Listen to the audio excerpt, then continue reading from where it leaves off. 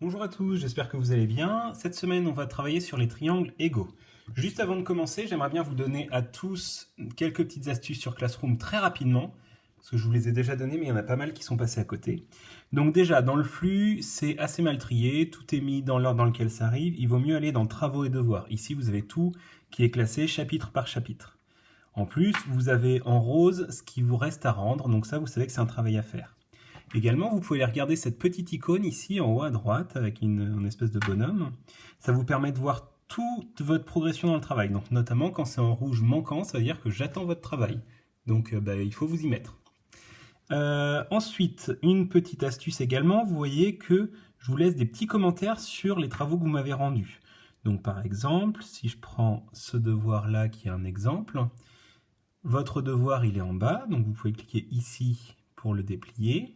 Et là, vous voyez, bon travail, il faudra cependant finir l'exercice sur la notation décimale. Ça, c'est un commentaire général sur votre travail, mais également, je vous mets des petits commentaires à l'intérieur de votre copie. Donc, vous pouvez cliquer sur votre copie, et là, vous ne voyez aucun commentaire. Pour accéder aux commentaires, il faut cliquer sur cette petite icône-là, qui vous ouvre Google Doc.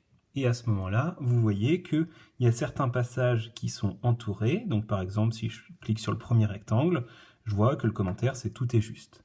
Le deuxième rectangle, le commentaire, c'est parfait. Là, il y a un tout petit rectangle.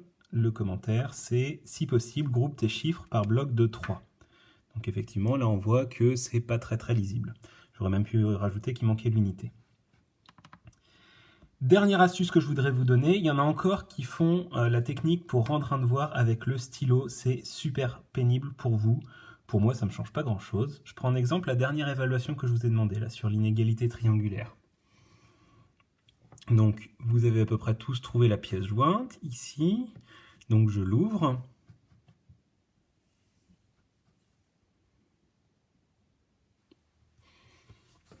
Et là, j'arrive donc sur l'énoncé, mais vous voyez, je ne peux pas vraiment modifier. Alors, je peux cliquer sur le stylo, ce qui va me permettre de rajouter des choses par-dessus, mais il y a une technique qui est encore plus simple, c'est de cliquer sur la petite icône à côté.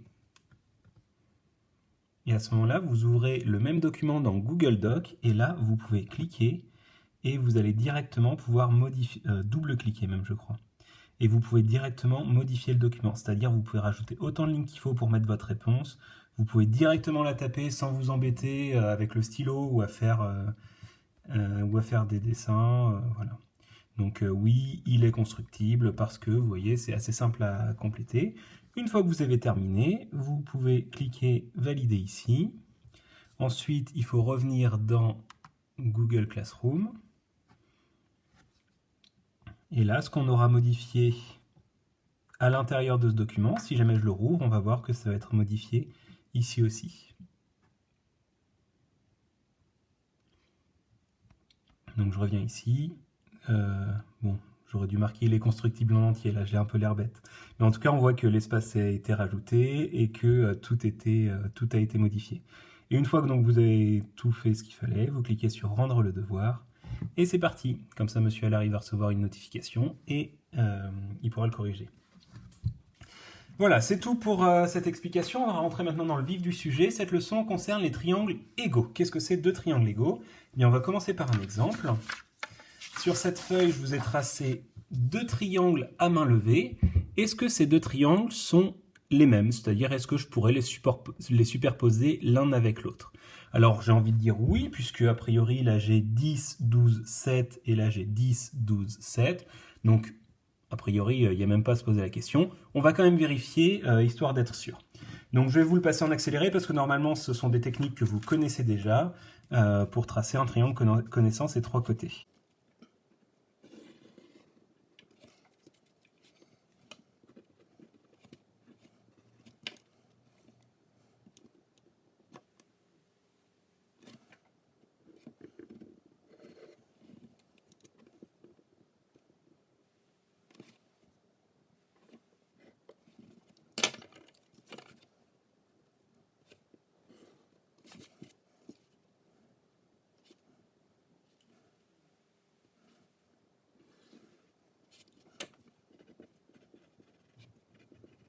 Voilà, les deux constructions sont terminées.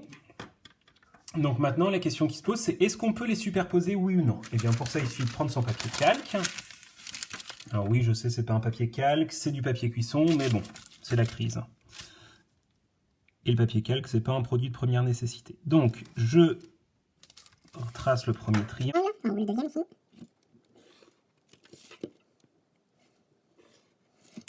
Et est-ce que les deux se superposent? Alors comme ça, non. Mais j'ai le droit de retourner mon papier calque. Et là, on voit que il se superpose, si j'ai bien fait ma construction. Donc ces deux triangles sont égaux. Alors certains d'entre vous, je sais, vont me dire oui, mais ils ne sont pas dans le même sens. En mathématiques, on s'en fiche du sens du triangle.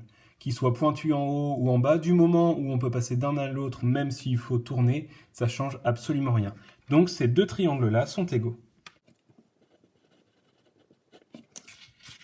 On passe à la deuxième. Alors, ici, même question, est-ce que ces deux triangles sont égaux? Cette fois-ci, je ne vous ai pas donné les trois longueurs, je vous ai donné les trois angles. Bon, alors on a envie de dire oui, comme ça, on va quand même vérifier. Donc on trace un premier angle de 30 degrés. Pareil, je vous le passe en accéléré, normalement vous devez savoir faire.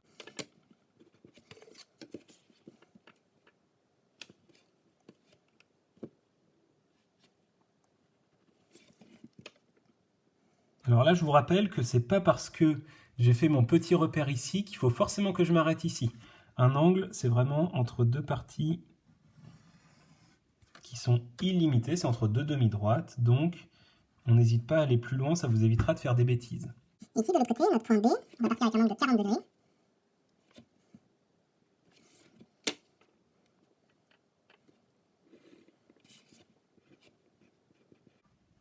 Et donc le dernier angle, il fait forcément 110 degrés, puisque 110 plus 30 plus 40, ça nous fait le total de 180 degrés, qui est la somme des trois angles dans n'importe quel triangle.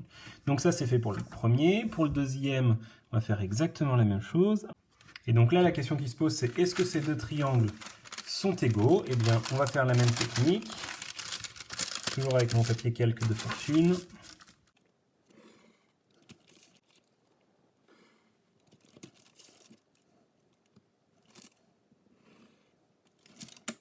Et alors, est-ce qu'on peut superposer ces deux triangles? Eh bien, non. Il y en a clairement un qui est plus petit que l'autre.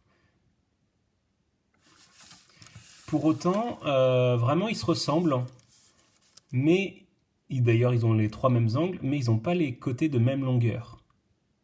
Alors là, on ne va pas dire qu'ils sont égaux, on va dire qu'ils sont semblables. Ça sera la partie suivante du cours. Ils sont semblables.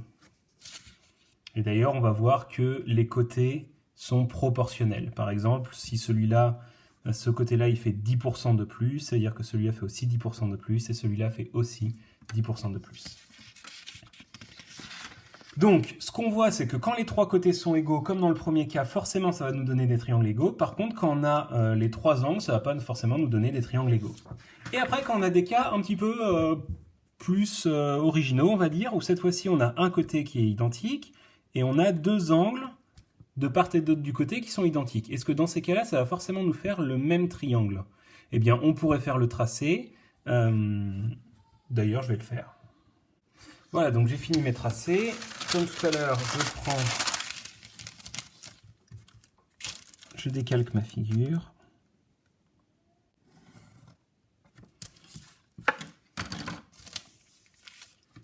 Et on constate que les deux triangles se superposent.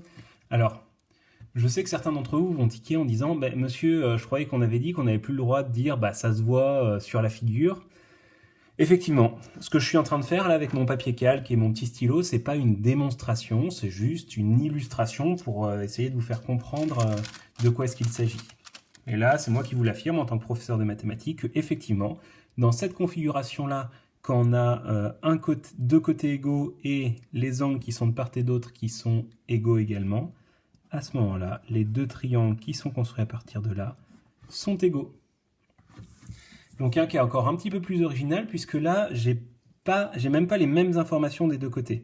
Là, je vois que j'ai 6, 8, 10. Là, j'ai 6, 8 et je connais pas le troisième côté.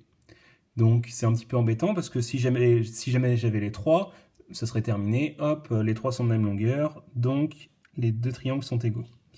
Ici, je ne peux pas fonctionner comme ça. On va quand même essayer de faire le tracé.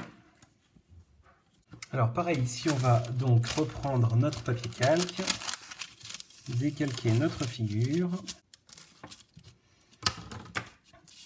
Et donc si je ramène la figure ici, je constate que les deux triangles se superposent.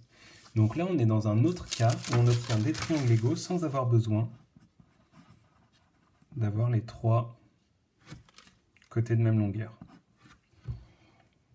Alors si on revient au début, en fait je vais vous donner des petites astuces parce que c'est quand même ça l'intérêt des mathématiques, c'est de ne pas passer toute notre vie à dire « Ah, on essaye, ah, ça marche, ah, on essaye, ça marche pas », mais c'est d'avoir des règles.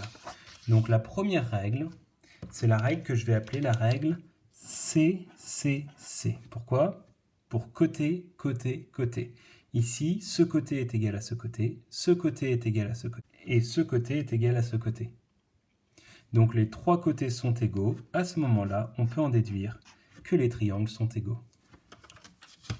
La deuxième règle qu'on va écrire concernant les triangles égaux, c'est la règle que je vais appeler ACA, pour angle, côté, angle.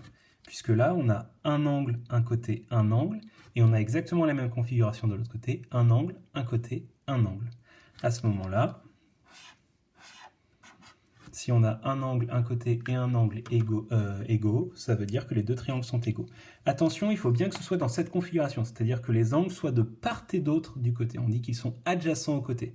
Si jamais vous avez cet angle et ce côté, ça ne marchera pas. Et la dernière configuration, c'est la configuration que je vais appeler CAC. Si jamais on a un côté, un angle, un côté, et de l'autre côté, enfin sur l'autre triangle, un côté, un angle, un côté, identiques, à ce moment-là, on peut en déduire que les deux triangles sont égaux.